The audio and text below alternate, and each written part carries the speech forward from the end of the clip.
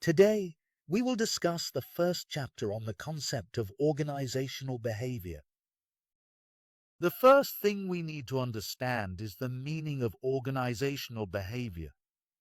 Organizational behavior is an academic field dedicated to the scientific exploration of individuals and groups within organizations, as well as the performance implications of organizational processes, systems, and structures. The theories and concepts within OB are sourced from a broad array of disciplines. For instance, studies on job performance and individual traits are primarily rooted in industrial and organizational psychology. Research on satisfaction, emotions, and team dynamics heavily relies on social psychology. Sociology plays a crucial role in examining team attributes and organizational structure, while anthropology contributes to the understanding of organizational culture. Additionally, economic models are employed to grasp motivation, learning, and decision-making processes. This interdisciplinary approach lends a distinctive quality to the study of organizational behavior.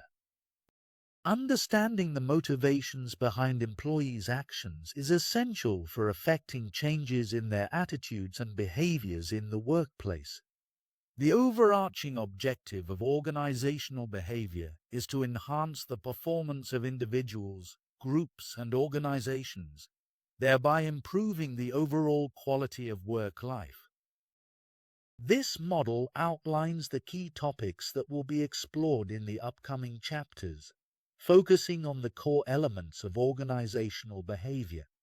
The far-right section of the model highlights the two primary outcomes that are central to both organizational behavior researchers and those working in organizations: job performance and organizational commitment. For most employees, two main goals define their professional lives: excelling in their job performance and remaining with a respected organization. Similarly, managers strive to ensure their employees perform at their best and stay committed to the company for a substantial period. Various beliefs, attitudes, and emotions influence an employee's level of commitment to their employer. One important area involves individual characteristics. Since factors like job satisfaction, stress, and motivation are key drivers of both job performance and commitment, it's essential to understand the elements that shape these individual mechanisms. Two critical aspects include personality and cultural values. These traits influence how people behave at work, the types of tasks they gravitate toward, and their reactions to workplace events. Characteristics such as extroversion, conscientiousness, and collectivism also play significant roles. Additionally, the model considers ability, encompassing cognitive skills, for example, verbal and quantitative abilities, emotional intelligence, for example, empathy and emotional regulation, and physical capabilities, for example, strength and endurance. An individual's abilities affect the kinds of tasks they excel at or find challenging. Now the question is, does organizational behavior matter? Yes. Firms that excel in managing organizational behavior concepts often see increased profitability as a result. Organizational behavior, OB, involves studying how individuals and groups act within a company and understanding how this behavior impacts overall performance. By effectively applying OB principles, companies can foster a positive work environment, boost employee satisfaction and engagement, and ultimately enhance organizational performance. Why do firms that manage organizational behavior effectively tend to be more profitable? Increased employee productivity. When organizational behavior is well managed, employees are more motivated, satisfied, and engaged in their work. This leads to higher productivity, which in turn improves operational efficiency and profitability. However, some may question whether managing OB truly affects a firm's profitability. If a company has a good enough product, won't it sell regardless of how happy or motivated its employees are? Perhaps for a while, but effective OB helps maintain the quality of a product over the long term by fostering continuous improvement and innovation. The central inquiry revolves around understanding the factors that confer value upon a resource within the context of organizational behavior and its impact on a company's profitability.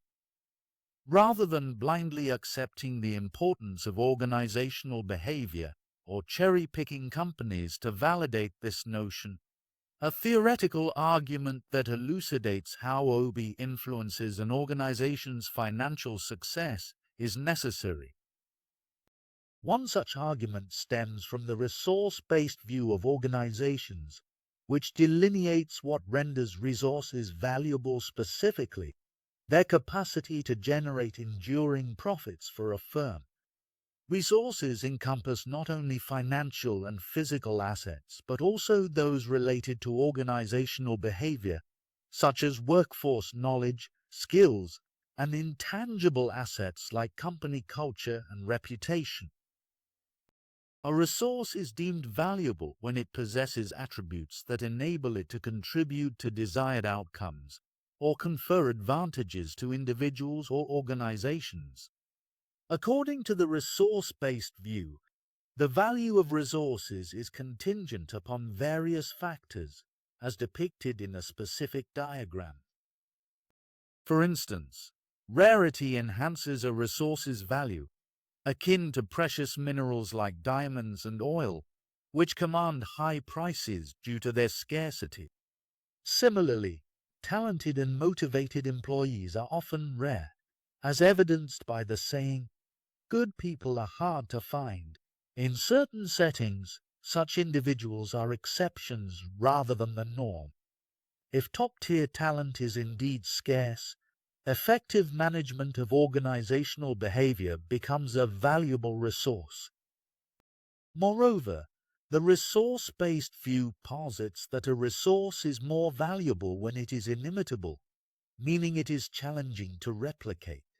While many resources can be imitated if competitors have sufficient resources, certain resources are harder to copy. New technology can provide a temporary advantage, but competitors can swiftly adopt similar technology. The rule of 1/8 is a principle within organizational behavior, indicating that approximately 12.5% of organizations perceive prioritizing employees as effective for gaining a competitive edge.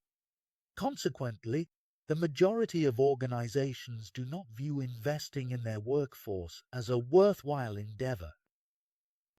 According to the rule of 1/8, organizations valuing their employees tend to fare better due to a highly motivated and engaged workforce. This results in enhanced productivity, superior customer service, and reduced turnover rates. This empirical evidence supports the notion that talented and motivated employees serve as a valuable asset for companies, underscoring the significance of effective OB in bolstering company profitability. Despite this, the query arises: why do some companies fail to prioritize proficient OB management, neglecting it compared to areas like accounting, finance, and marketing? One explanation is the absence of a singular magic bullet OB practice capable of independently enhancing profitability. Instead, successful OB management necessitates the acknowledgement of multiple critical practices and a sustained commitment to their enhancement. This concept can be encapsulated by what might be termed as the rule of 1/8. Now that we've described what OB is and why it's an important topic of study, we'll turn to how we know what we know about the subject. In other words, where does the knowledge in this textbook originate? To answer this question, we must first explore how people know about anything. Here, we'll focus on a discussion of research methods issues.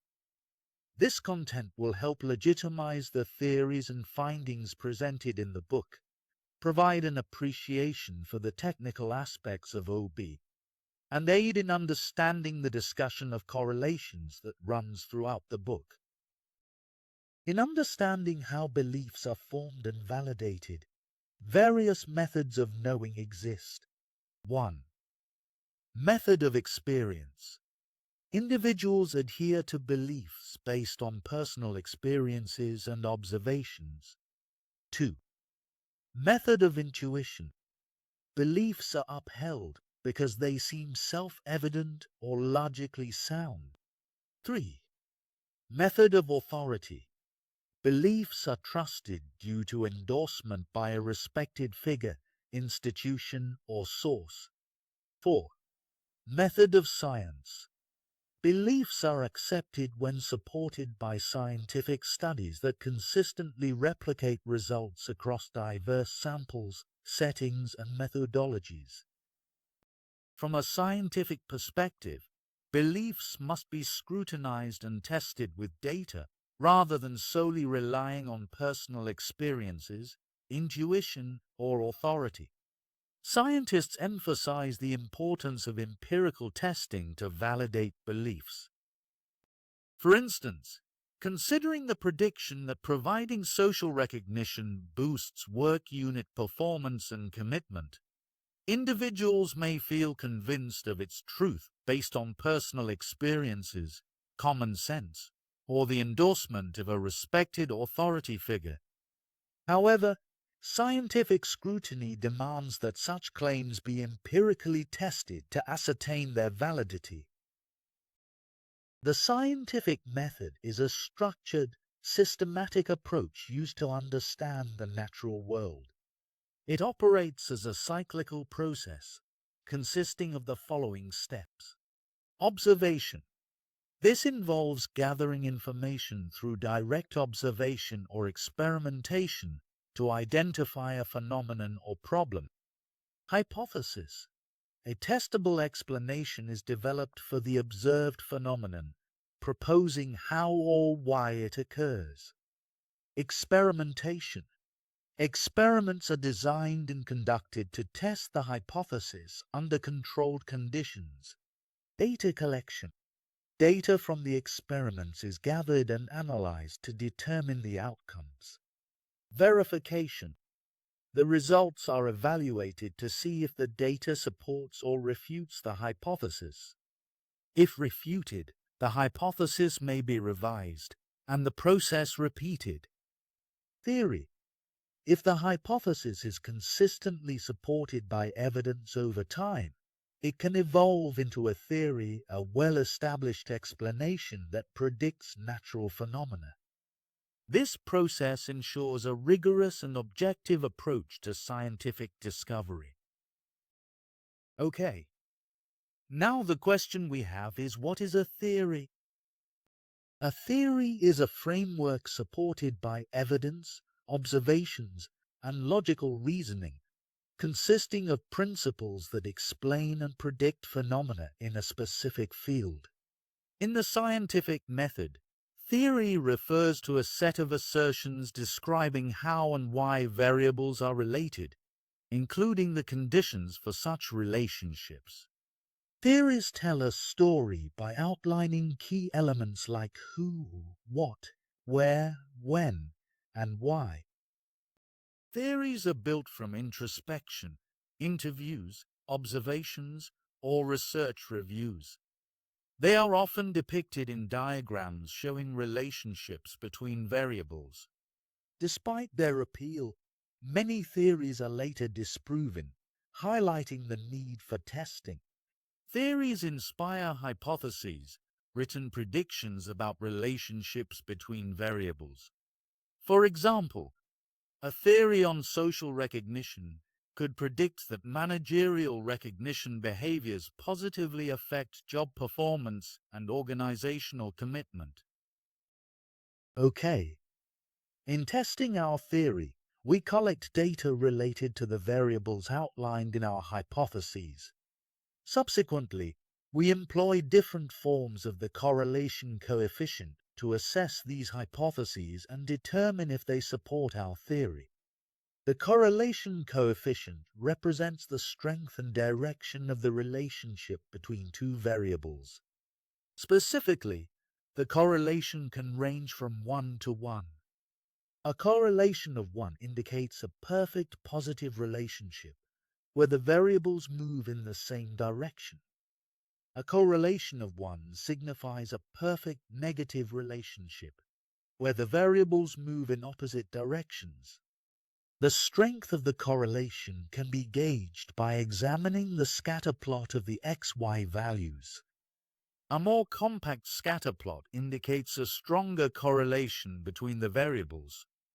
Conversely, a less compact scatter plot suggests a weaker correlation, with the data points being more dispersed. By analyzing the correlation coefficient and the scatter plot, we can assess the relationship between the variables and determine if the data aligns with the predictions set forth in our theory. As you see, this figure houses a scatter plot depicting the relationship between social recognition behaviors and job performance. The x-axis represents social recognition behaviors, while the y-axis represents job performance. The data points form a straight, upward-sloping line, indicating a perfect positive correlation between the two variables. This means that as social recognition behaviors increase, job performance also increases in a perfectly predictable manner. Okay, now the data points are scattered more widely compared to the previous figure, indicating a moderate positive correlation between the two variables. This means that there is a positive relationship, but it is not as strong as the previous one. The correlation coefficient of 0.50 confirms this moderate positive relationship, and our value of 0.50 suggests that there is a moderate correlation, but there is still some variation in the data. This means that while there's a general trend for job performance to increase with social recognition behaviors, there are also individual cases where this relationship is not as clear. Here the data points are scattered randomly, indicating no correlation between the two variables. This means that there is no discernible relationship between social recognition behaviors and job performance in this case. The correlation coefficient of 0.00 confirms this lack of correlation, and our value of 0.00 indicates that there is no relationship between the two variables. This suggests that changes in social recognition behaviors do not have a predictable effect on job performance, and vice versa. This table provides information on the correlation between various pairs of variables, along with the sample size used for each correlation. Here's a breakdown of the data. Height and weight. There is a moderate positive correlation between height and weight. This means that taller individuals tend to weigh more, but there are also some exceptions.